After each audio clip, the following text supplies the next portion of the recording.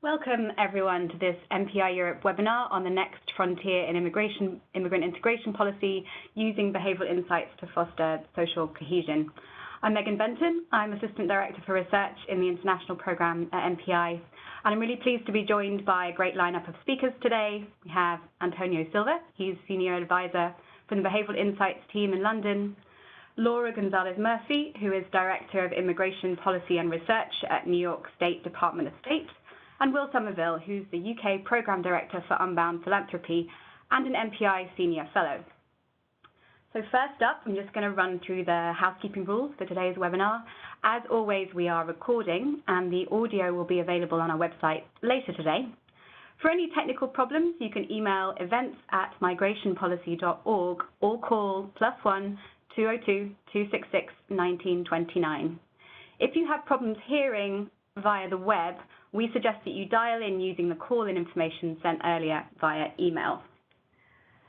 We'll have a written rather than a voice Q&A at the end of today's call. So please type any questions into the Q&A or chat box on the right side of your screen. You can also email events@migrationpolicy.org, or you can tweet your questions to @migrationpolicy or #MPIDiscuss. Today, we're launching a paper called Applying Behavioural Insights to Support Immigrant Integration and Social Cohesion. This forms part of our Integration Futures project, which is supported by the Robert Bosch Foundation. The behavioural approach, sometimes called the nudge approach, has attracted considerable attention in recent years for its ability to deliver a lot of bang for its buck. At the heart of this approach is evidence. It draws on psychology and anthropology and behavioural economics, and it digs deep into what actually shapes choices and decision-making in the real world. So government behavioural interventions tend to be strategic, but often quite small tweaks to the way that public services are designed and organised that often achieve disproportionately large efficiencies and savings. Some of the most famous examples include encouraging people to pay their taxes on time by informing people that most others have already paid, or encouraging organ donation by prompting people to become donors when they pay for their car tax. This approach isn't just about money. It's about improving the lives of everyday citizens and their experience of interacting with government. So this is a very human approach to designing public services and ensuring that they work for the people that use them.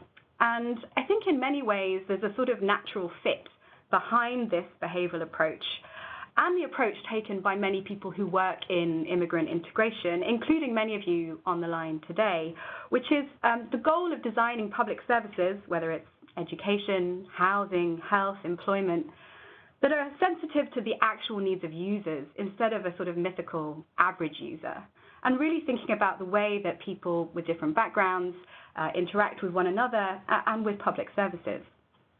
So what we do with this paper is outline some of the opportunities behavioural insights can offer across a range of areas, from helping new immigrants navigate the labour market, to reducing segregation in schools, to improving minority representation in the police force, to improving naturalization rates. And we're going to start off with Antonio today, who is going to talk through some more detail about the report. Antonio is a Senior Advisor in the Home Affairs and International Programmes team in the Behavioural Insights team in London. And we were very privileged to work with him on this paper, and we're delighted that he could join us today to talk through the report in more detail.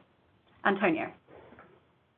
Hi, hello everyone. My name is Antonio Silva, and I have the work on social cohesion and integration at the IT. And I think as a way of introduction, I think it's an interesting entry point on how this work came about and how this report came about as well was we started about 3 years ago to evaluate and design evaluation tools, a series of social cohesion and counter-extremist interventions. And we evaluated over 30 different projects, and they were kind of very broad types of, so it could be classes in schools or theatre plays or workshops in community centres, but broadly with aim of improving cohesion and encouraging integration. And we measured a variety of outcomes, but what was particularly interesting I wouldn't say shocking, but interesting, is that the large majority of these projects had no impact in integration or social cohesion outcomes. So there's very few that actually, when particularly using robust evaluation methods with kind of a counterfactual, that made an impact. And there was various reasons for this. One of them was self-selection bias. So the people that they were reaching were the people that are already more open and more tolerant, and they had less to gain for a lot of these approaches. But a lot of the problem was that the interventions didn't have an evidence base. So a lot of them are based on kind of wishful thinking and a lot of kind of community involvement, which is crucial, but is not sufficient.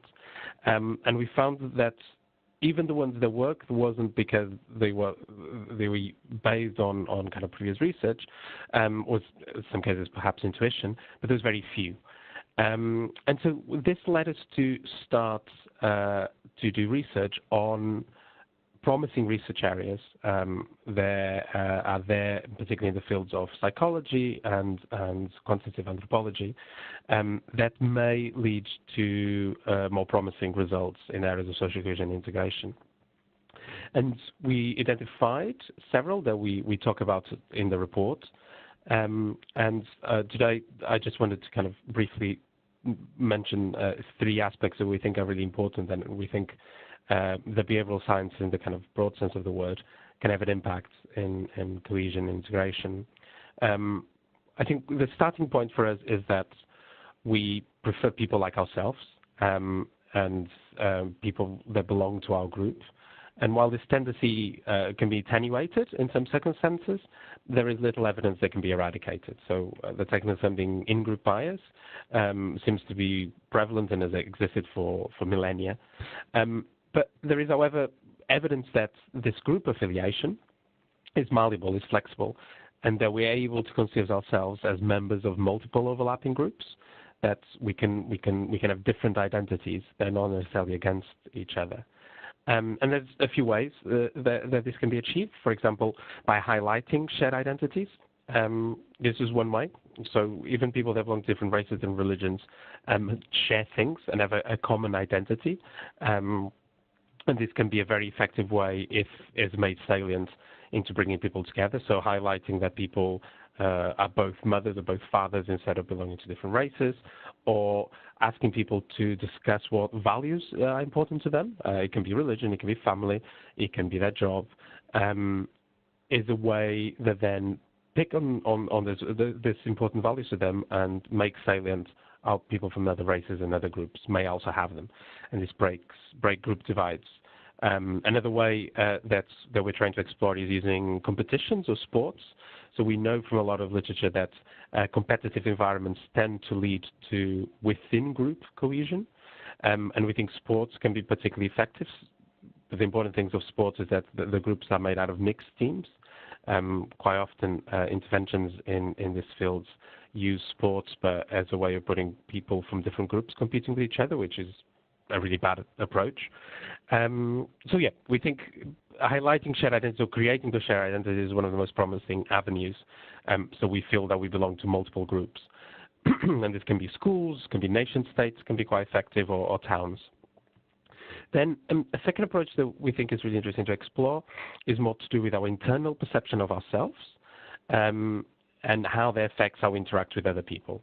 And so we know that people who are confident in their beliefs and identity are less defensive and are more open to alternative viewpoints. And we also know that this self-image that we have, this image of ourselves, is flexible, and that it's possible to improve the image of ourselves, and we feel better with the concept of ourselves by asking people to affirm what values are important to them, which is something that I mentioned in the previous points. And this can only be effective in reducing prejudice between groups, but it can also defend against things like confirmation bias or groupthink that we know are important skills in a kind of plural society. And this can be done with very simple exercises. They can be done in things like 10-minute exercises where you ask to write down things that are important to you. And this works at the individual level, but can also work at the group level.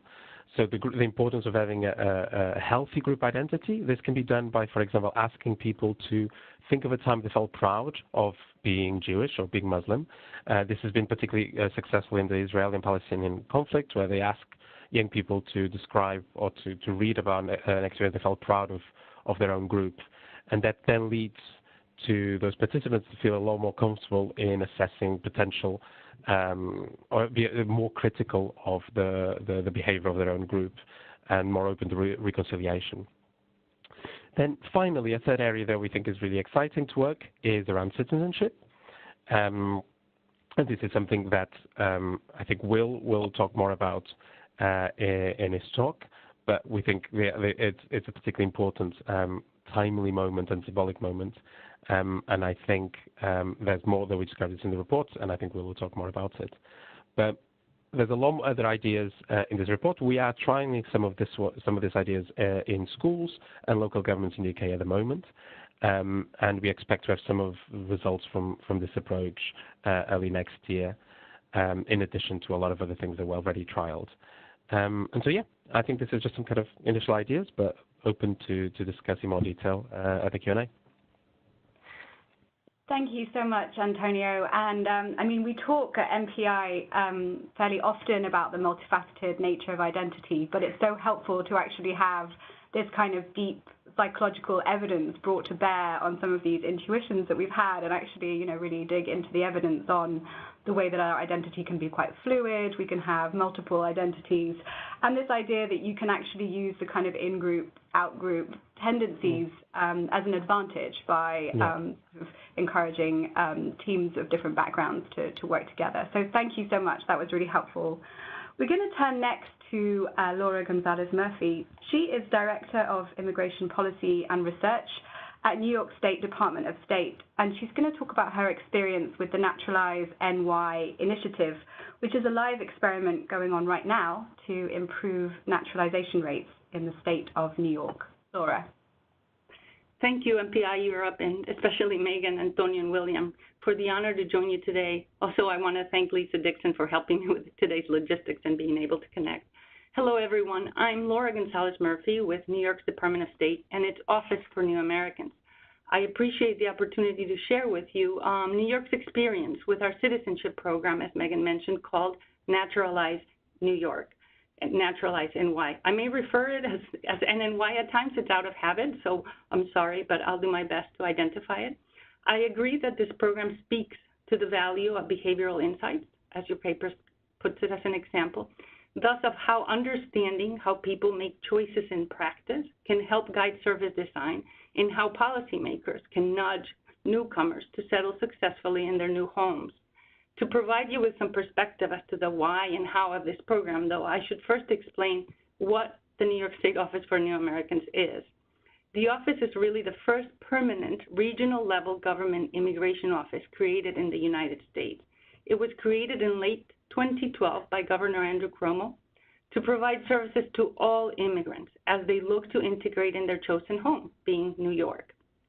These services are provided free of cost through a network of 27 opportunity centers across the state, which are nested within civil society organizations.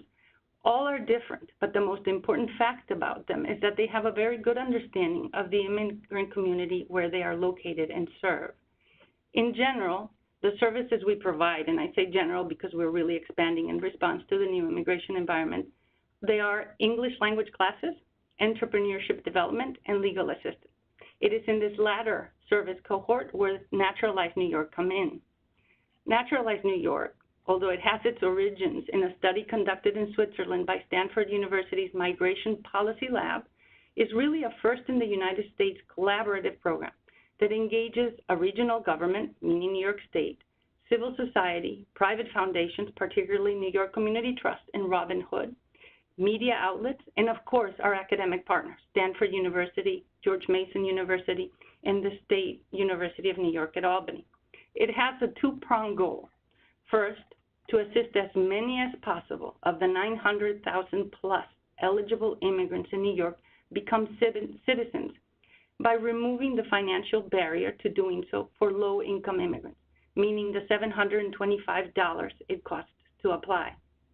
It also removes the cost to take English classes and access legal assistance through our centers, of course. So in order to do this equitably, though, we developed a lottery-based program to which immigrants could apply through multiple mechanisms. One of them are centers, our ONA hotline, ONA standing for the Office for New Americans, or the registration webpage that we developed. When registering, applicants are screened for eligibility to the lottery or for eligibility to the fee waiver program of the United States federal government. If eligible for the lottery, meaning they satisfy federal immigration requirements, their income is low enough, but not low enough to access the federal fee waiver, they are then entered into the lottery, informed of the lottery's date, and of follow-up steps. If they were found eligible for the federal fee waiver, they were also offered legal help to submit the application. And even those that did not win were always offered our assistance through the Office for New Americans, legal assistance, for example, with their application. Now, the second goal was to study the impact of removing this financial barrier on naturalization. So I hope I provided you with a general quick understanding of the program, but given the time limitations, I would really like to now discuss the questions I was asked to address that specifically speak to the paper. So first, how did this collaborative program start? Well, really it began somewhat in around mid-2015 or so, when after I had joined the Office for New Americans at the Department of State as a fellow, having made the leap myself from academia, from the University at Albany, my PhD advisor, later colleague, Ray Kozlowski, shared the Immigration Policy Lab's interest in studying how removing this financial obstacle to applying to becoming a citizen impacts naturalization rates. My office, ONA, although nascent still at that time, we were about, I could say, 3 years old, understood the impact and the importance of naturalization to integration. And since we also wanted to gain empirical data that would speak to our key decision makers and funding sources, this was really, of course, a natural let's do it. So in 2016, we launched with an informational pilot lottery, followed by 2 larger lottery phases, one in 2017 and another in 2018. We are now at the stage of submitting, compiling final numbers, and will then conduct follow-up research as a whole. So what obstacles did we face? At first, I must say that they were mostly logistical, and having started small through a pilot, it helped flag them and then address them as promptly as possible. These were problems as basic as our centers needing to understand our own vouchering process, or how would they get paid to pay the immigrant in order of application. So although we engaged them from the very start, we implemented regular meetings with them and assigned problem resolution liaisons to each center, always respecting their input and feedback and modifying from there on. So another obstacle we faced had to do with outreach, which, is particularly to a group of people that, as you know, is not used to thinking they can access public services. So to address this, our outreach team and press department played an important role. We collaborated with TV, social media, radio, newspapers such as the Daily News, and this collaboration was key. Engagement by high-level officials such as the governor himself and the New York State Secretary of State was also vital. How we messaged the program was another key important step.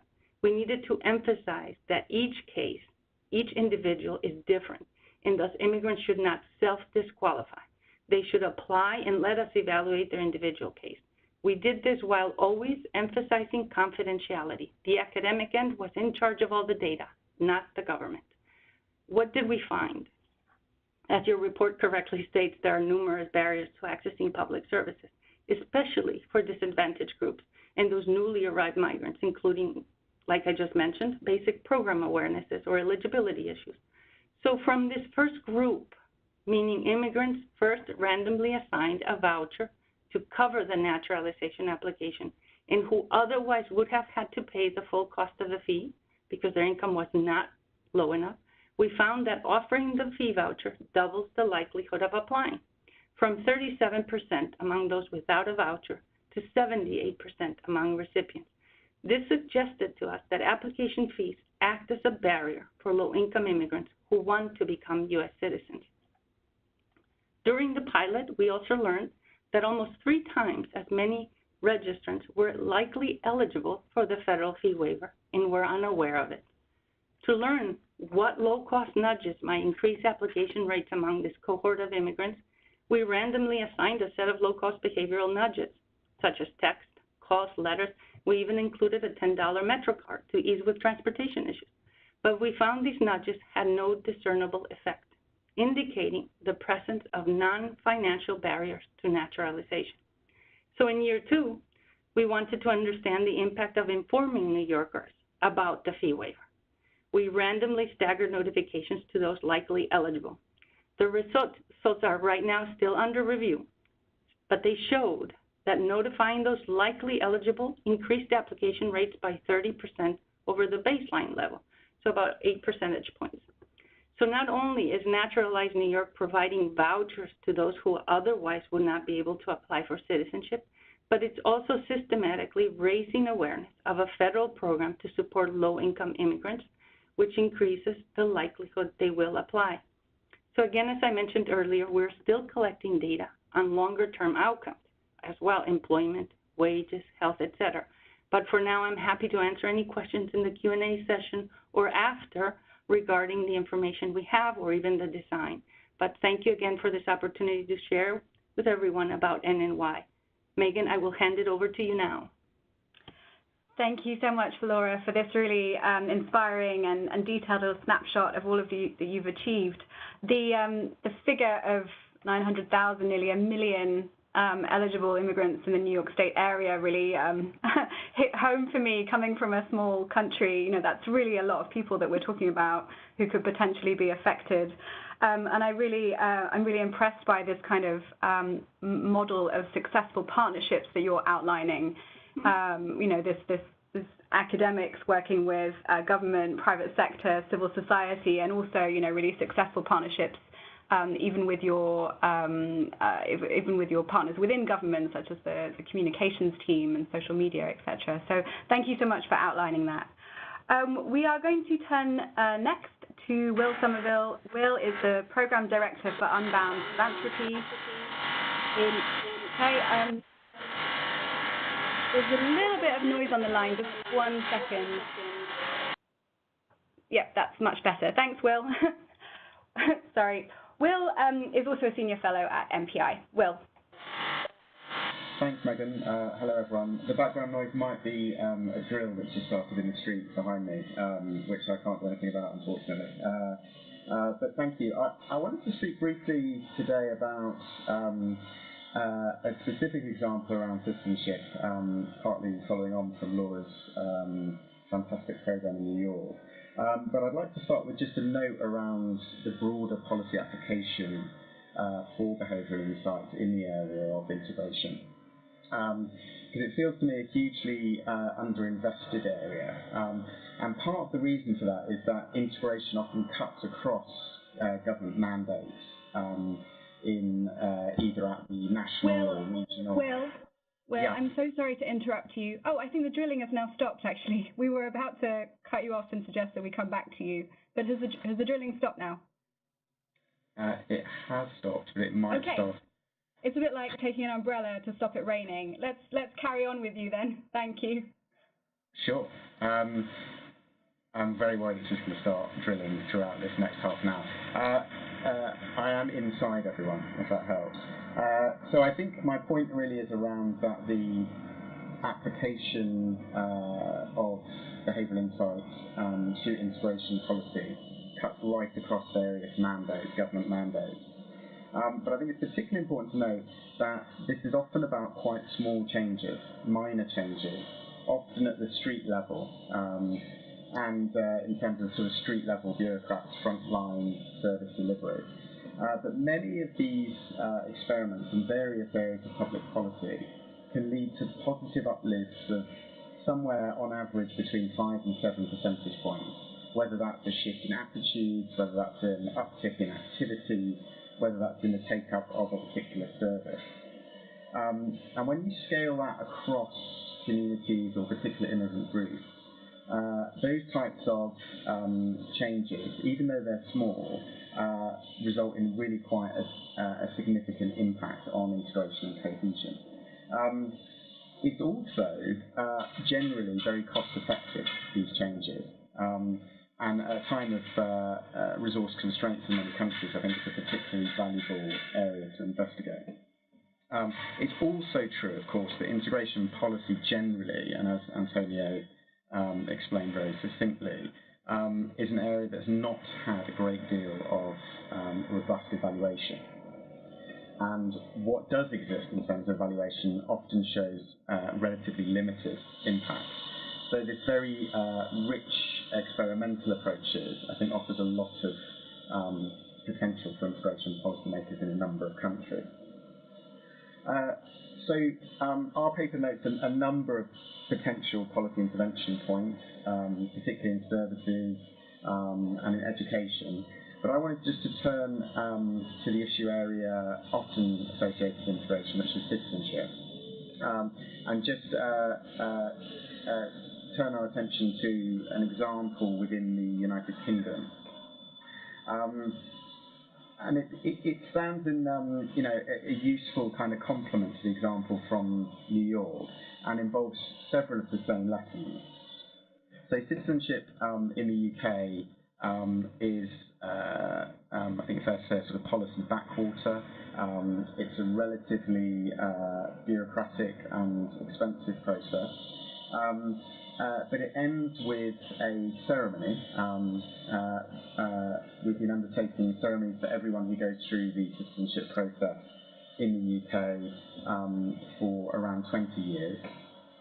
And last year, 2017, around 123,000 people went through a citizenship ceremony in the UK. That's broadly typical, about 100 to 200,000 new citizens per year. That citizenship ceremony is a relatively low-key, private, it's actually regulated and somewhat dry bureaucratic process, and it comes right at the end. And it's this sort of intersection between policy and new citizens that we think has particular value to apply behavioural insights to. So in this particular example, the work was set up through the Mayor of London, the Greater London Authority, as part of Sadiq Khan's Citizenship and Integration Initiative, which is run by the Deputy Mayor, Matthew Ryder. And he encouraged work with London boroughs, 6 London boroughs, to take on 2 experiments around citizenship ceremonies. So the first, which we don't have results for, involves taking randomly selected members of the public and asking them to join the citizenship ceremony. And our hypothesis here is that we'll see attitudinal shifts as these members of the public see and participate in an experience where newcomers and new immigrants place their loyalty and show their commitment to becoming a British citizen and sharing that identity. So we'll have a watching brief on the results from that. The second experiment, where we do have results, was not fully random, but was so quasi-experimental, but very close to being randomly allocated. And here we undertook several different types of behavioural informed approaches to trying to increase volunteering, the giving of blood donation, and finally voter registration from newcomers going through the citizenship ceremonies.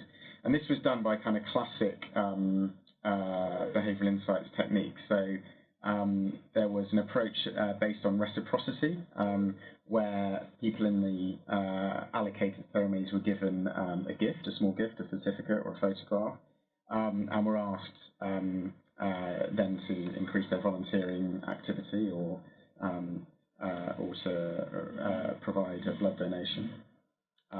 Another approach was to use the sort of social norm around commitment. So people in ceremonies were asked to raise their hands, or in another ceremony were asked to fill in a pledge card. And we also looked at ceremonies around the use of messengers. So we had an expert speaker, where the evidence suggests would have more impact, talking about the importance of volunteering and blood donation and so on. So relatively small samples, about 500 people in the treatment groups, but some very interesting emerging findings that the London Mayor is looking to scale and expand.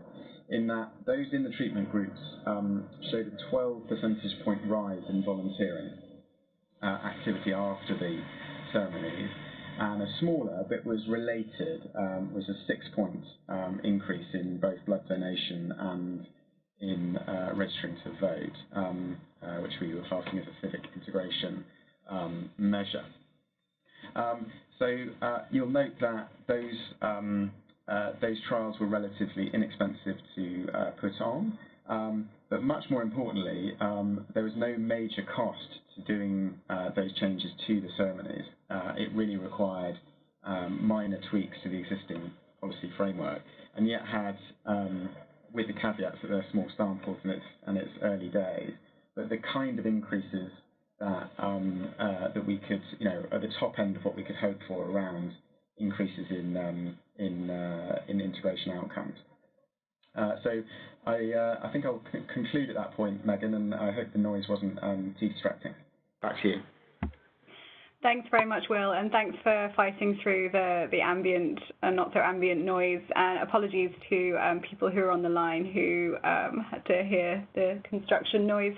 Thanks so much, Will. That was a really interesting overview of how the process of becoming a citizen can be so much more than just naturalization. It can be a real opportunity for helping receiving communities feel a sense of stake, but also helping encourage sort of citizenly behaviour among immigrants.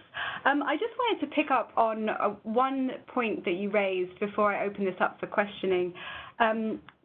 Will, you mentioned small achievements at scale and how these could have large savings, but we've all talked about how this is an area where so much is untested. So I was just wondering how, governments listening to this should know where to start. How do people decide where the potential winners may be? How do you pick the winners?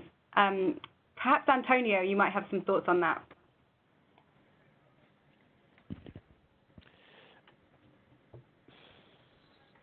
So shall I start? Yes. So I think we have to be very humble and expect that essentially accept that the task we're trying to solve is a very difficult task to address. Essentially, we are trying to change people's hearts and minds and behavior of very deeply ingrained beliefs. And so we should expect that most things in this area are not going to be effective in whatever outcomes we're looking for, integration and cohesion outcomes.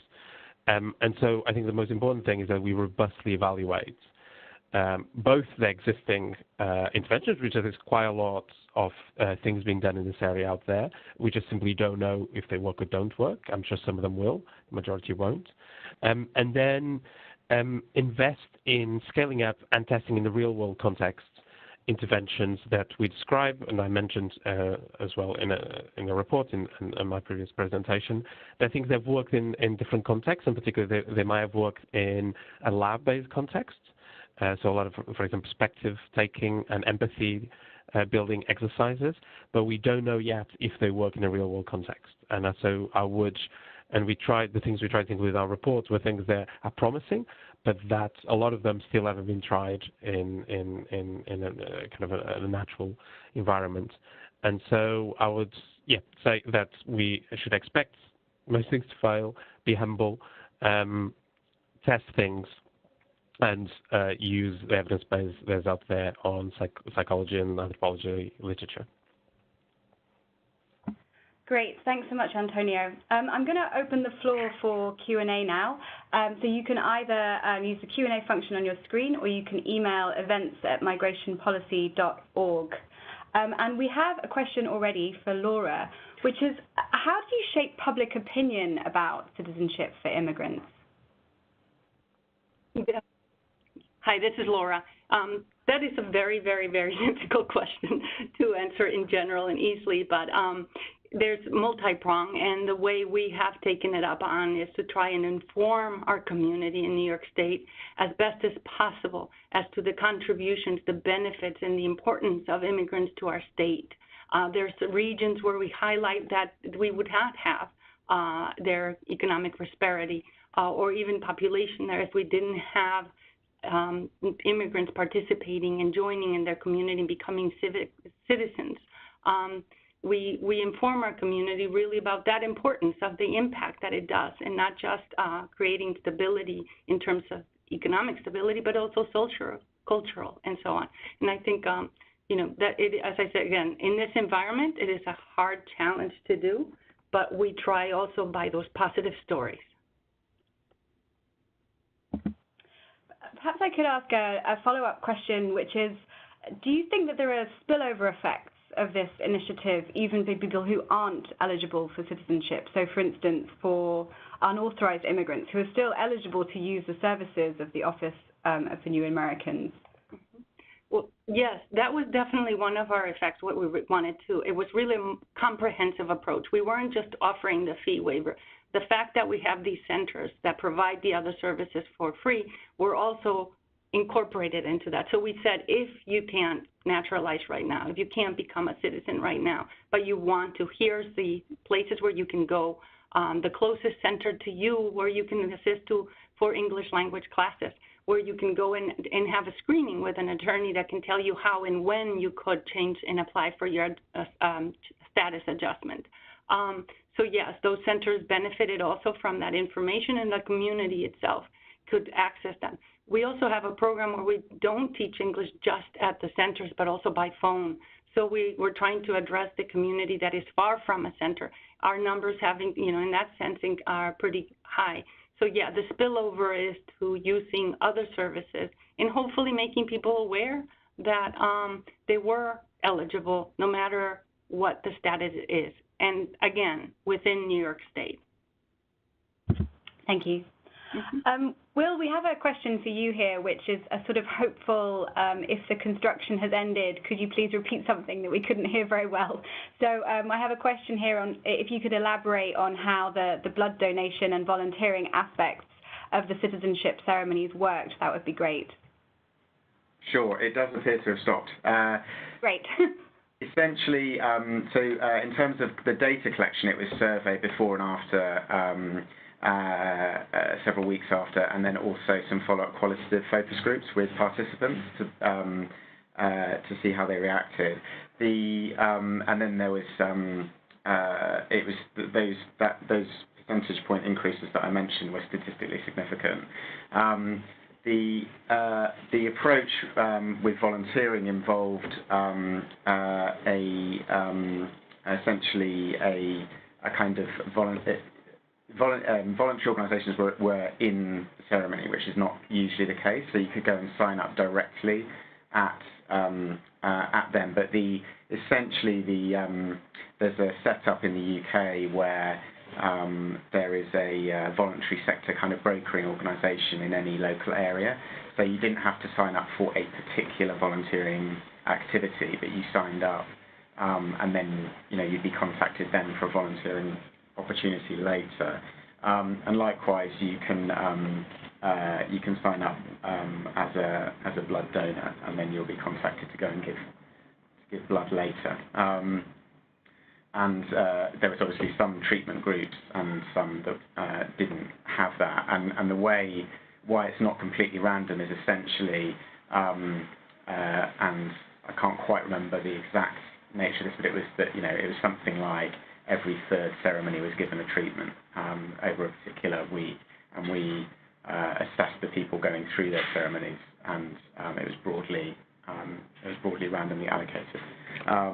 So that was why it was quasi-experimental rather than true random. And if I may just briefly note and add to what Antonio said earlier, Megan, I think it's really important to be humble, but to note that the costs of experimenting in this space are relatively low compared to some of the bigger public policy programs that we're used to seeing. And I think there are some areas for policymakers that are particularly valuable. So education, not just because it offers the easiest forum for experimentation, both within schools and between schools, but also because the effects are potentially quite substantial over the life course of the individuals involved. And then I do think the pure sort of immigration and integration functions like citizenship offer some genuine potential as newcomers interface with a whole range of services at a moment, an intense moment in their life course. So I think I think the priorities will depend on the country or the region that policymakers are looking at, and there might be a particular underperforming immigrant group or a particular issue area around a set of communities in a particular area, place-based area, for example, that will inform the types of interventions that policymakers might want to pursue. But I'd endorse sort of humility, regular failure, but also emphasise that this is, very open to experimentation at low cost, with a potential for quite large impacts. And just following up on what Will mentioned about trialing things in schools, another big advantage of schools is that you, to a big extent, you solve the self-selection bias that happens in interventions. In other words, almost everyone goes to school, so we reach both people that may not have much to gain, but we also reach the people that have most to gain, and this applies both to migrants, but also to the settled population. And that's it's probably the only setting that we have where we can reach everyone. Most of the settings where integration and kind of cohesion interventions happen tend to suffer very much from self-selection. And so it's not the only thing that we can do, but it's something that definitely we should focus on schools. Thanks, Antonio. And in fact, we have a question sort of following up on that point that just came in, which is that it seems like a lot of these programs are about social cohesion and the whole of the community. But often when we talk about immigrant integration, we're talking about targeted programs. Do you see the real area of promise here being things that, are about interventions that are really targeted at the whole community and are more under the umbrella of community cohesion? Yes and no. I think it's very difficult to target correctly, but I think it's probably the most important thing is that we get representative population. I think particularly, targeting migrants is easier because they're kind of easy to identify.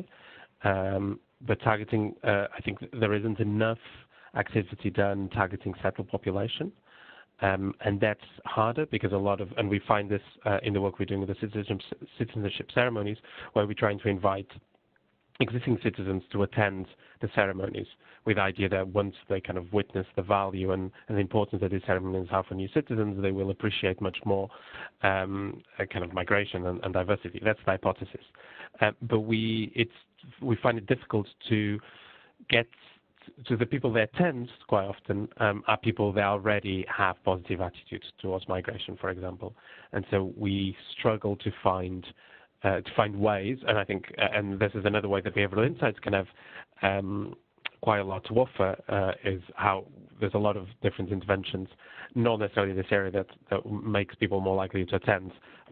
One example that we often use is that if we mention you've been selected to something in the invitation, people are much more likely to attend. They feel I've won something, and that's something that we're actually trialing in this pilot. But yeah, the difficulty is reaching people that most benefit, or they may be most skeptical about integrated communities and about diversity. And I think that's the real challenge: is how do we reach those groups? And we don't just kind of reach the liberal metropolitan group that it's already quite happy. There isn't any particularly big integration problems with those groups. This is Laura. If I can add to that, I want to mention from our experience, because you think of New York as a very cosmopolitan and very immigrant-friendly area, but in terms of the state itself, there are areas that are, I would say, unfamiliar with a lot of the immigration contributions and all of that. So we have, to address that, to me, community and adding those individuals who may not know many immigrants in their life, trying to connect them to share those experiences. So it's, in a way, it's social cohesion, but extended to the community. We need to address all of it, you know, not just communities that are heavy immigrant populated, but those areas that might not have any knowledge about it. And I think in reference to the question that was added earlier, I answered it in terms of addressing the importance of citizenship to that cohort, to that that community that might not be so open to immigration. However, I think it's also important to emphasize, and the question may have been going directly to this as I think about it, was to the immigrant themselves to say, don't just stay as green card holder, but go forward for citizenship. Right now in this environment of fear, we need to address the positive of that, and that is one of them is, you know, different positions that they can get, ability to bring families over, and also protection given the environment. So in a way that community, enhancing community as to the importance of citizenship has to address all different demographics. So I agree with what was said earlier. Very helpful, thank you. We have another question for Antonio here, although I think some others might have some thoughts on this, so we'll start with Antonio.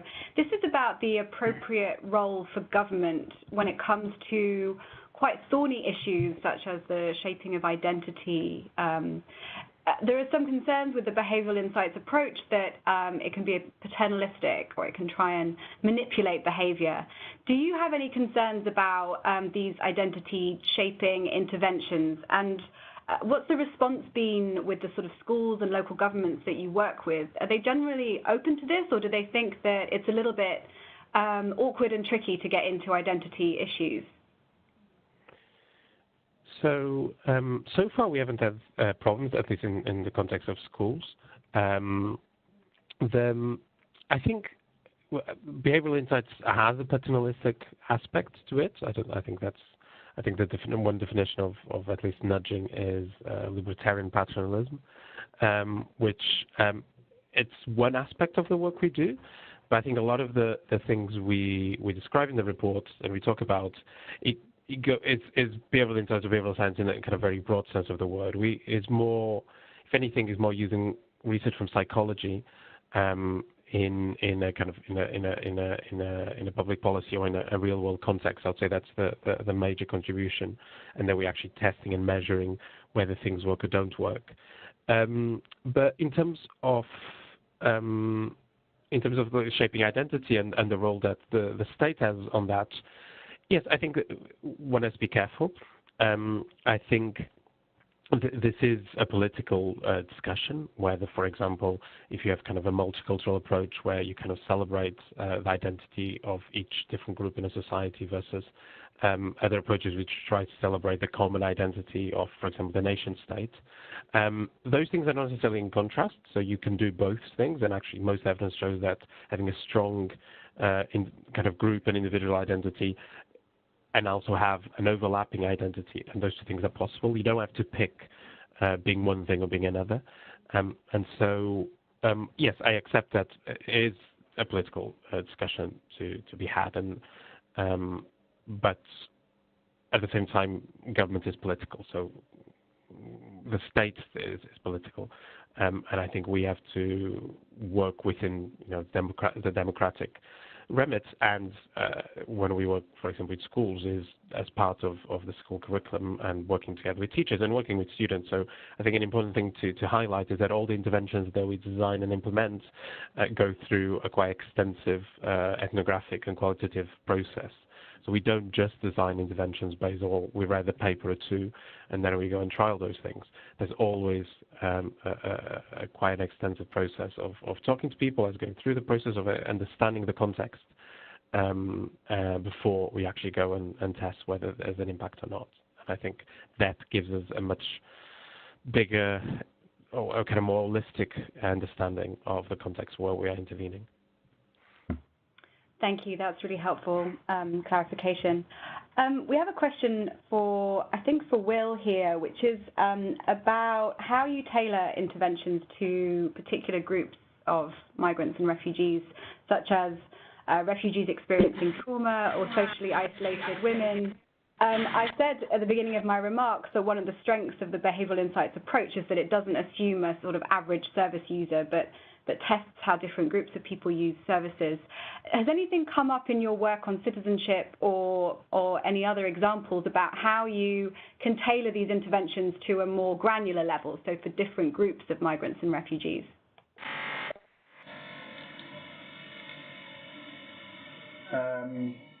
I don't think we've got any sort of specific examples, but I do think that there are that there is a huge amount of promise in making behavioural type nudges for particular underserved communities. For example, in terms of the take-up of services. Whether it's employment or for particular or health, for example. I mean, I think the other thing that I think I would sort of bring to this conversation is that we can improve our using sort of nudge and behavioural insights, sort of key policy transition points for underserved communities or particular immigrant or refugee communities. So one example, which is undertaken in part by the behavioural insights team where Antonia works in the UK, that would be a good example, would be the move-on period, which is a period between applying for asylum in country, a spontaneous asylum claim, and being granted refugee status. So you're granted refugee status and you're a recognised refugee within the UK, and you move from a system of government accommodation within the asylum system, and you move into mainstream services and benefits and accommodation.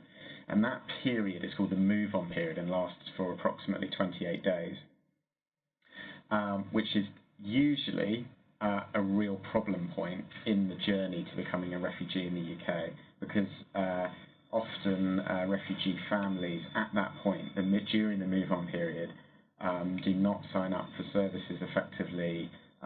They often become homeless because they haven't sorted out accommodation properly with local housing providers, or if they move, they haven't got the time, knowledge, and so forth to apply. So we know that there's a problem in that move-on period, and various early work on, and there's been some work with some very, very early signs of success around using small nudges.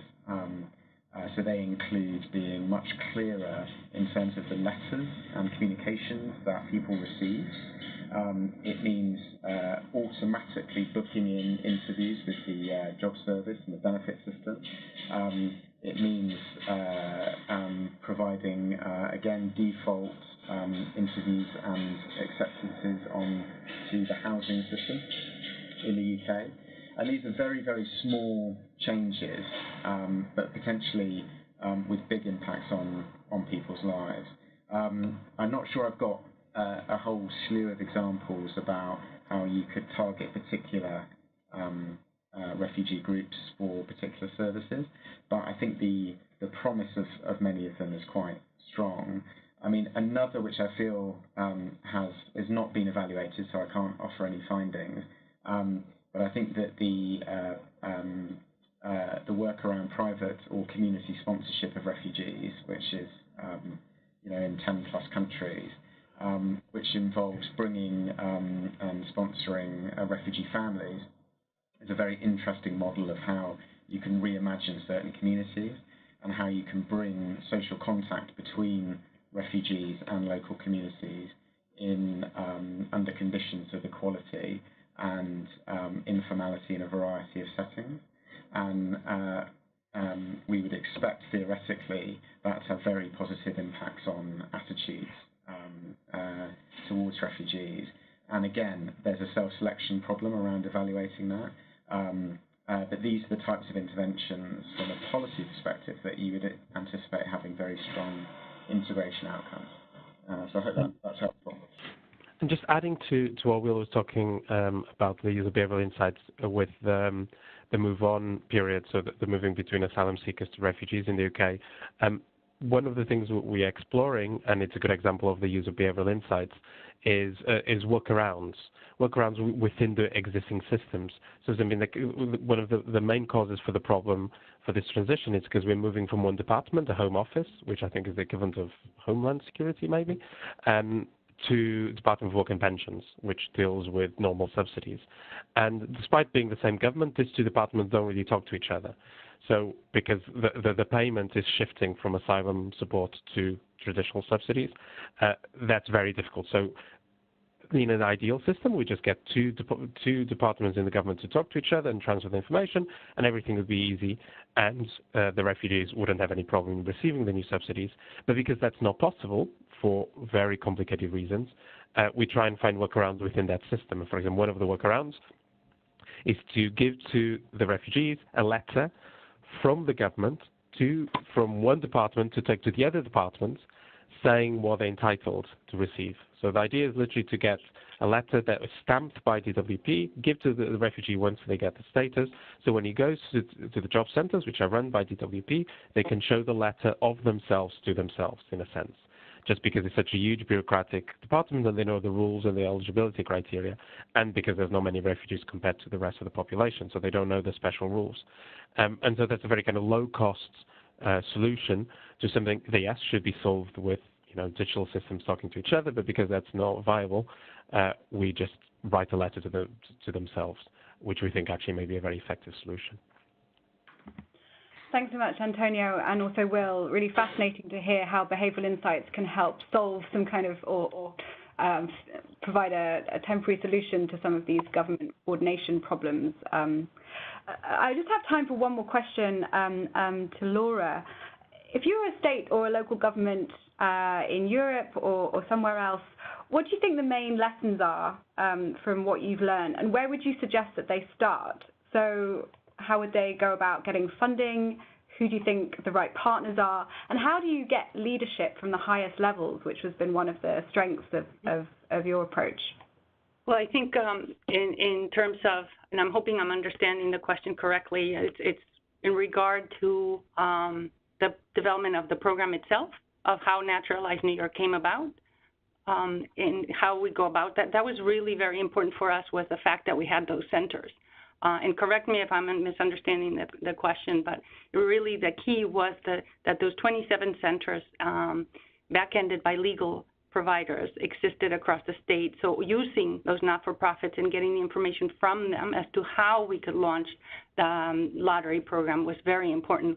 The academic team came to New York, met with them, and asked really how would we be able to launch this out. But it's in recognition that it's they, not government, not academia, not the private foundation, who know their communities, and how could we access them and reach out to them, and also to do it confidentially. So that was a very, very big point for us, is to let them know that even though it was state government engaged, we would not be referring their information to anyone else. So that's another factor to include, is how to do this where the individual is comfortable to access the service. But that's why using the community organizations was key, and then us pulling ourselves out of that evaluation process and having Stanford and the Migration Policy Lab run that area, so that there was confidence, even though for us that is not an issue. We just wanted to address that fear factor. So really, in order to launch a program like that, you need to first incorporate the vital organizations, but those communities and the immigrants themselves. So that I think addresses one question. The other question, can you repeat it? Was how it was engaging government, I think? Yeah, how do you get leadership buy-in? Well, I think one of the big pieces there was that we had that relationship with academia here at the office, that we're lucky that in New York there's a lot of respect for information, research. We use MPI strongly. It's something that we inform ourselves constantly on, and we value that. So it was the understanding and the respect within our government officials in providing that link and that relationship that existed with academia already was a big base for us. But yes, even as we're right now facing federal regulations, We know that within New York State, we do reach out to academia. We reach out to the think tanks like yours for information. Great, thanks so much, and thanks for the shout out to our research. It's very kind of you. I just thank you so much to all of the speakers. This has been a really great discussion, and also thanks to the audience who sent some really great questions. My apologies if any of them were unanswered. We got to as many as we could in the time allotted, but we'll follow up with you individually if we didn't get to your questions. Today's audio will be available at migrationpolicy.org/events later today. I also wanted to point you towards the paper that is being published today, Applying Behavioral Insights to Support Immigrant Integration and Social Cohesion. And there's also a wealth of other work which forms part of our Integration Futures Working Group, which is trying to bring together policymakers and experts and civil society officials to create a platform for long-term and strategic thinking in integration policy, and it's supported by the Robert Bosch Foundation. And there's lots of work recently published. We had a webinar a couple of weeks ago on the future of work, one back in February on technology and innovation supporting diverse classrooms, and several reports published on labour markets and education and values. So I suggest that you check those out if you're interested. Finally, for any reporters on the call who need more information, please call Michelle at +44 20 8123 6265, or if you're in the States, 202 266 1910. Thank you so much, everyone, and have a nice day.